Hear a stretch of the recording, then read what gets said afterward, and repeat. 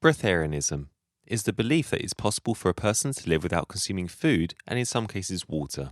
Breatharians claim that food and water is not necessary for survival and that humans can be sustained solely by prana, the vital life force. Sunlight is one of the main sources of prana. How is this a thing?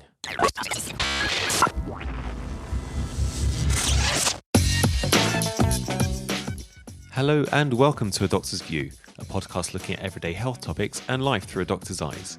Please note that all opinions are my own and should not replace the advice given to you by your own doctor.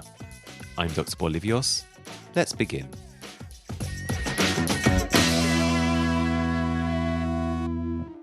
Hello everyone, welcome to Doctor's View. I'm Dr. Bolivios. As you probably guessed from the title and the intro, this is about Breatharianism, which is something I didn't know existed until very, very recently when a YouTube video popped up onto my feed and I had to click on it. And essentially it was about a lady discussing Breatharianism and its principles and how she has gone for many, many years without consuming any food or water. And this led to a rabbit hole of more videos, and that showed many people have tried this and are advocating it, and that they are living off very tiny amounts of water once every few years, and they use it as a treat. One video showed someone ingesting drugs, which isn't surprising, and basically it's complete and utter rubbish. It's not possible.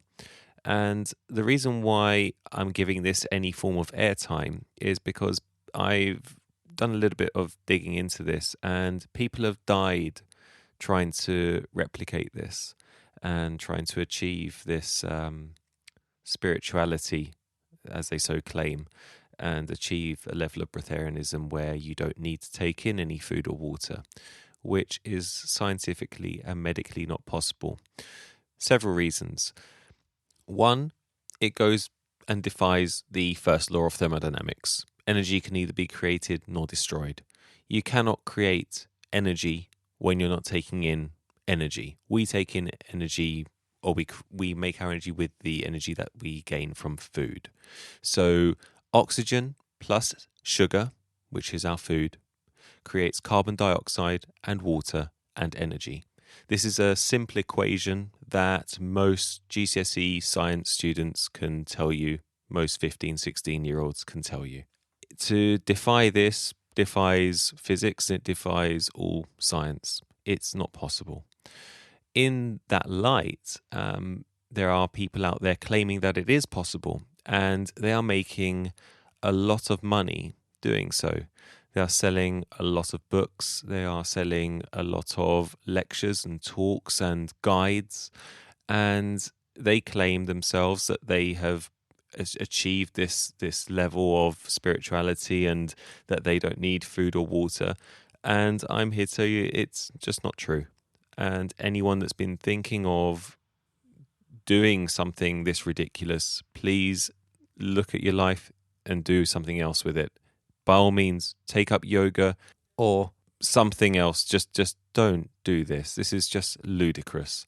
One thing which I did find quite interesting when I was trailing through these videos, there was a documentary on it, and obviously it was quite a good documentary, and they were trying to debunk this theory, which I think they did quite well. It's an old film, and it showed a lady who had sold many millions of these books that she had written about Breatharianism, and they put her in a hotel room and it was monitored, and they did this for, I think it was 4 or 5 days, and they had a doctor going in to make sure she was okay. And during that time, while she was being videoed, she was not allowed to eat or drink anything, and she agreed to this. And basically by day 4 she looked dreadful, and she genuinely looked like she was about to collapse. Her face was sunken, she had no energy, she could just about talk, and the medics had said to her that she needed to stop. And she claimed that it was because the air around her wasn't fresh. That is why she looked so sulken. Obviously, those with some form of common sense can see that this is complete rubbish, and she was just trying to save face for her fans, for want of a better word. And so it's just a message to anyone listening who has clicked on this title thinking that I'm going to talk about the benefits of it or how to do it. Please don't do it. Just don't. It's not possible. And anyone that tells you that it is possible is lying. On that note, I found out a few other things today, and that is that Oxford University in the UK, one of the most famous and prestigious universities in the world, has banned clapping, as in round of applause, for fear that it triggers people. I cannot tell you how crazy this is, and this is an actual thing. And so instead of using logic to help a small number of people who are triggered by a round of applause by means of cognitive behavior therapy or similar, so that they might function better in an unpredictable world environment, they take the politically correct approach. And so clapping has been banned for everyone. I think what upsets me about this the most is that it's always okay to offend those who won't talk back, because those with logic and sense are outnumbered by the stupid in their masses. For example, imagine being a public speaker at Oxford University, giving a profound talk on something vastly important, and at the end, instead of receiving a round of applause, you're met with 1,000-strong audience waving jazz hands at you. Oh, by the way, I forgot to mention, they're replacing clapping with jazz hands, if this story doesn't get any more ludicrous. What if the speaker finds that offensive? Why is it okay to offend the speaker, but not what I can only imagine to be one or two extremely narrow-minded people in the audience? Why is it not okay to offend them? But the narrative that we're constantly being pushed nowadays is that free speech and acts of said freedom of speech are fine, so long as what you say or do fits within the narrative of political correctness. And this actually makes me quite angry and sad at the same time.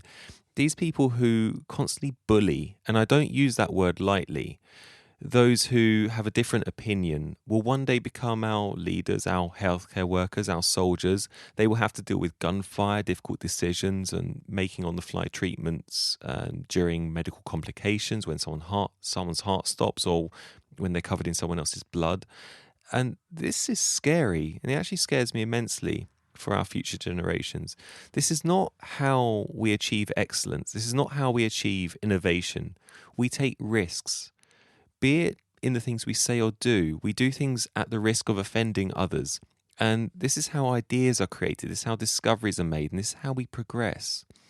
There was even a case recently where a blind man was walking with his guide dog, and he was verbally abused by an animal rights protester for animal cruelty. And he's now scared of going outside. He doesn't want to have any further episodes of abuse, and he's genuinely quite afraid of leaving his own home.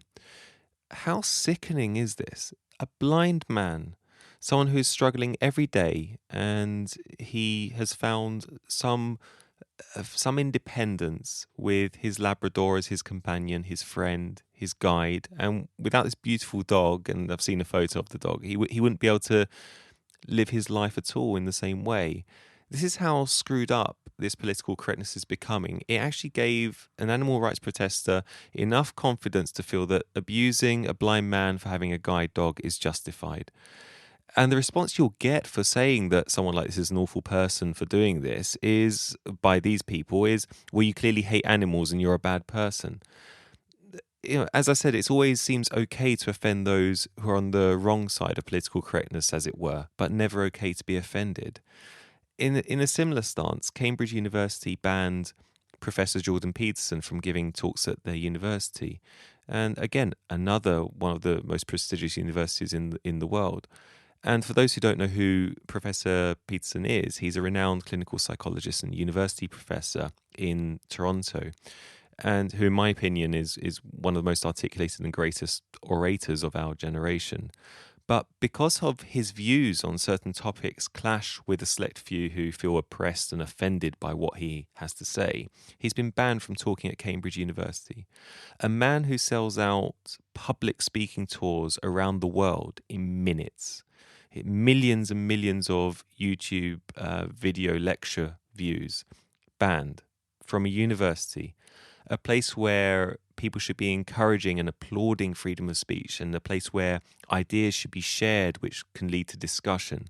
But as it seems, freedom of speech is only allowed when we agree with what you have to say, and it's just tragic. And this constant fear of saying or doing something that may offend someone is just stifling. It's not just stifling in a way that stops us from progressing, but also to our own psyche. And it might be anecdotal, but I feel it might actually be leading more and more people into depression. But I will look into that more, and hopefully that'll be another podcast.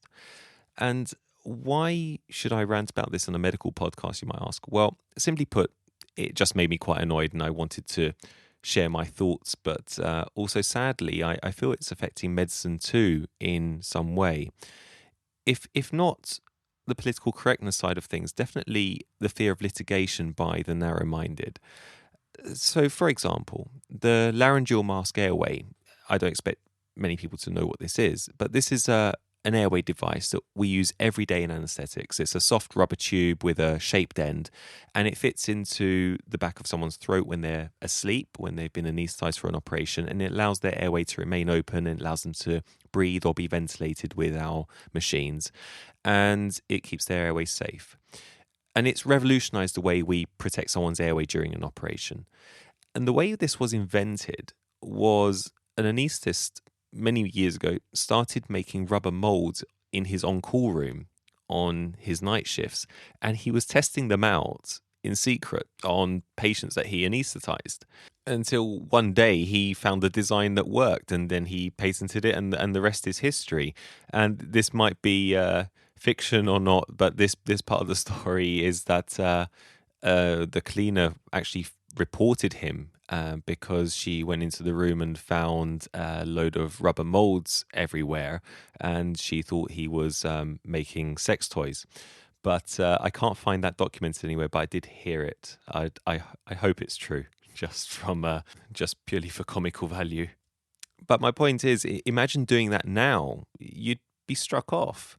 And in a similar light, the world's first heart bypass was actually done using a second human being as the bypass machine. They connected one person's vessels to the other person's, and they managed to achieve cardiac bypass. Granted, I don't think it ended well in the long run, but it showed that bypass was possible. And imagine having a revolutionary idea like that now and trying to implement it in modern day bureaucracy and ensuring that you don't trigger someone's microaggressions along the way. It saddens me that we can't express ourselves in this way, and if you do, you often get shut down by those that ironically are offended by your views because they're not the same as theirs, and that's just somewhat sad. That's it for this week. I did have a longer topic in mind, but after seeing a few of the topics in the news and on my internet feed, I decided to do this as I was post on call and I had a somewhat limited recording time. But I hope you enjoyed my rant, and if you like, I can make it into a full-blown series. As always, if you do have any topics you'd like me to discuss in the future, please do email me at adoctorsview@gmail.com or visit my website at doctorsview.uk and leave a comment there. As always, please look after yourselves, and I'll join you again next time. I'm Dr. Bolivios. Goodbye.